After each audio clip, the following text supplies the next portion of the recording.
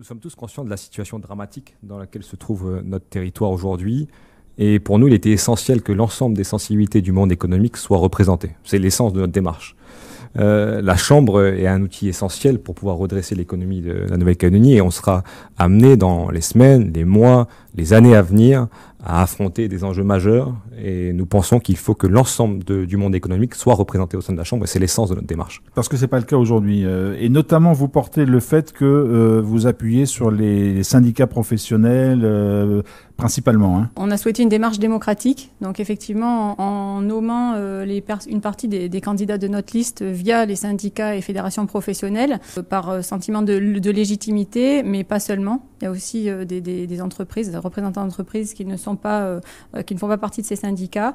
L'objectif, c'était d'avoir une diversité et de constituer une liste avec une expertise sur différents sujets et de combiner les compétences. Et je suis contente que M. Guyenne cite l'exemple d'NCECO, puisque NCECO, c'est effectivement près d'une soixantaine d'organisations professionnelles qui, dans leur quotidien, défendent toutes des projets et des idées différentes, mais qui, malgré tout, ont réussi à s'entendre pour proposer un document de 140 pages au gouvernement très récemment, donc à s'entendre sur l'essentiel. Donc si ça marche pour NCECO, il n'y a pas de raison que ça ne fonctionne pas sur notre liste. Et encore une fois, il y a une moitié de nos candidats qui ne sont pas adhérents de syndicats professionnels. Alexandre Rodriguez. Je ne peux pas permettre David Guyenne d'indiquer qu'il travaille avec l'ensemble des syndicats professionnels, puisque si aujourd'hui on constitue une liste avec 33 chefs d'entreprise, 13 syndicats professionnels et des centaines d'adhérents et de partisans qui nous soutiennent, c'est bien parce qu'aujourd'hui on ne se sent pas écouté et entendu au sein de la Chambre de commerce et d'industrie.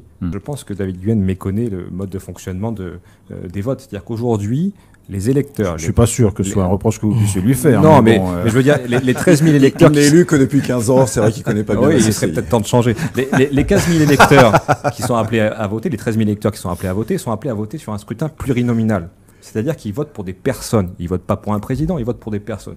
Et au sein de notre liste, sur les 33 chefs d'entreprise qui sont engagés, 33 potentiels présidents s'il le faut, parce que ce sont des personnes qui travailleront collectivement pour l'intérêt général. On ne cherche pas à personnifier la Chambre. Ça, il faut que ça change. Il est important de rappeler quand même que la CCI, c'est 5 milliards de budget. C'est 200 collaborateurs. La CCI, c'est pas David Guyenne. Il faut le rappeler. Et c'est bien qu'on évoque le fait que le président intervienne lorsque les ministres arrivent. Vous avez un problème de personnalisation ? Mais clairement. Mais c'est bien juste sur le point du fait que le président porte la parole du monde économique aujourd'hui. Lorsque nous, on était en réunion avec Marie-Amélie, qui était également présente, avec monsieur Bruno Le Maire, ministre de l'économie, que monsieur Bruno Le Maire nous dit qu'il va aider les entreprises calédoniennes à hauteur de 800 €. La parole, de manière protocolaire, est donnée au président de la CCI. Le président de la CCI dit « Merci, monsieur le ministre ». Mais non, pas merci, monsieur le ministre. Nous ne sommes pas des mendiants. Nous avons besoin d'une aide sérieuse de l'État. Il faut de la fermeté maintenant.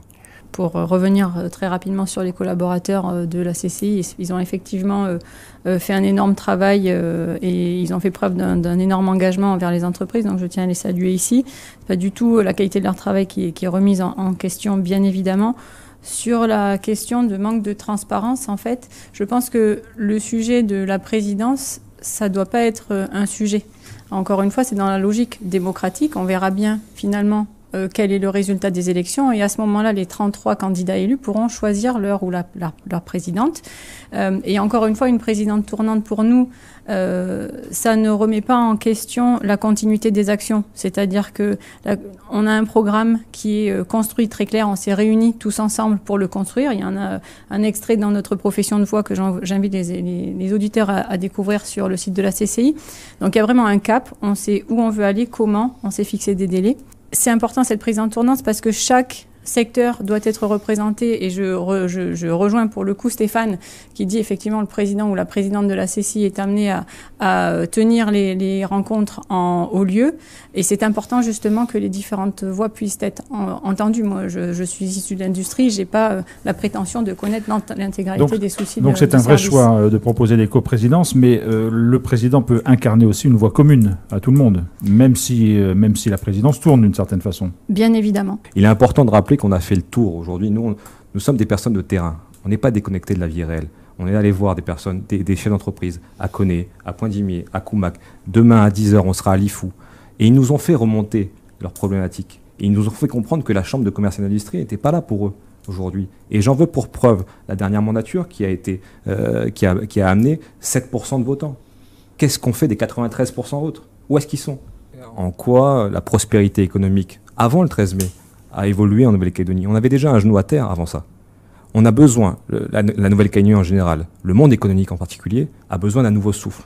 Et nous sommes prêts à l'incarner, ce nouveau souffle. Ce que je regrette surtout, c'est un manque de proximité peut-être des ressortissants.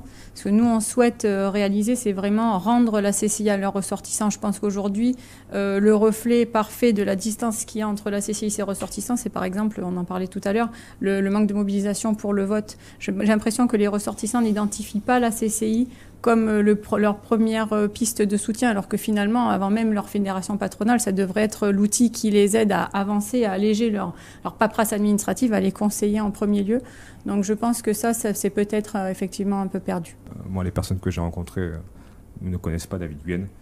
Ils l'ont vu peut-être en photo, mais ils ne l'ont jamais vu en réel. Ils n'ont pas parlé réellement de leur problématique en direct. Je ne m'abaisserai pas sur les termes d'attaque personnelle sur les membres de notre liste, qui sont des gens de qualité et engagés dans la cité depuis déjà de nombreuses années de manière bénévole. L'idée, c'est de rappeler qu'on a demandé aux syndicats professionnels de nommer des personnes qui semblaient cohérentes pour parler de leur sujet. C'est-à-dire pour travailler les dossiers qui travaillent au quotidien. On veut redonner à la Chambre de commerce et d'industrie le lieu de débat qu'elle doit être, très concrètement. Nous ne sommes pas attachés aux hommes, peu importe les hommes. L'objectif pour nous, c'est que les idées perdurent. Et c'est le sens de notre démarche. Très concrètement, sur les propositions qu'on peut formuler aujourd'hui, on s'engage collectivement, mais on s'engage également personnellement. C'est-à-dire que les 33 candidats de notre liste s'engagent à prendre sous leur épaule 3 jeunes entrepreneurs pendant la mandature de 5 ans. C'est-à-dire qu'on va les aider, on va les accompagner, on va leur ouvrir des portes pour aider et accompagner la prospérité économique.